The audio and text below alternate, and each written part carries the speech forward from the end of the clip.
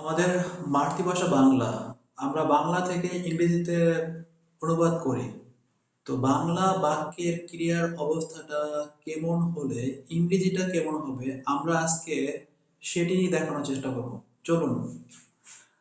বাংলা বাক্যের ক্রিয়ার অবস্থা: present, past, future, to infinitive, gerund. প্রেজেন্টে এখানে আছে করে, করি বা করেন।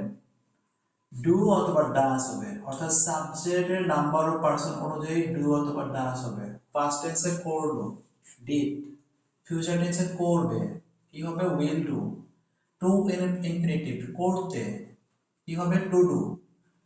আর জিরান্ডে কি হবে? করা বা করণ, এরকম থাকলে হবে ডুইং। আমরা পরের ভার্বটায় যাই। খায়, খাই বা খান। এটা প্রেজেন্ট টেন্সে করলে কি হবে? সাবজেক্টের নাম্বার অফ পার্সন অনুসারে ইট অথবা ইটস।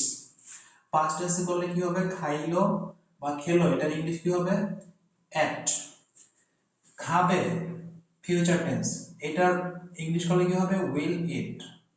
খেতে, ইনফিনিটিভ, এটা কি হবে ইংলিশ? টু ইট।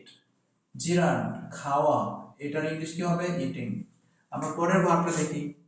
পড়া, পড়ি বা পড়েন, এটা প্রেজেন্ট, রিড বা রিডস, অর্থাৎ সাবজেক্টের নাম্বার অফ পার্সন অনুসারে রিড অথবা রিডস হবে।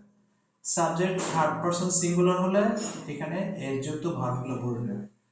আচ্ছা, আমরা পাঁচটা একটু দেখি। পড়লো, এটা ইংলিশে কি হবে? রেড। আচ্ছা, এরপর ফিউচার টেন্স, এটা পড়বে, এটার ফিউচার কি হবে? Will read. পড়তে, ইনফিনিটিভ, টু রিড। পড়া, এটা কি হবে? জিরান, রিডিং। এরপরের ভার্বটা আমরা দেখি। ডাকা বা ডাকি বা ডাকেন, এটা প্রেজেন্ট টেন্সে কি হবে? খোল বা খলস। আচ্ছা, পাস্ট টেন্স ডাকলো, কি হবে?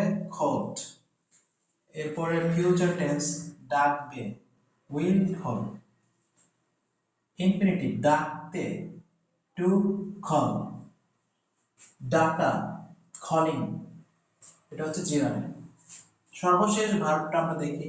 শুরু করে বা শুরু করি বা শুরু করেন, প্রেজেন্ট টেন্সে লিখলে কি হবে? স্টার্ট বা স্টার্টস। পাস্ট টেন্স শুরু করলো, পাস্ট টেন্স কি হবে? স্টার্টেড। শুরু করবে, future tense will start. Infinitive to, শুরু করতে, টু স্টার্ট। শুরু করা, এটা হচ্ছে জিরান, স্টার্টিং।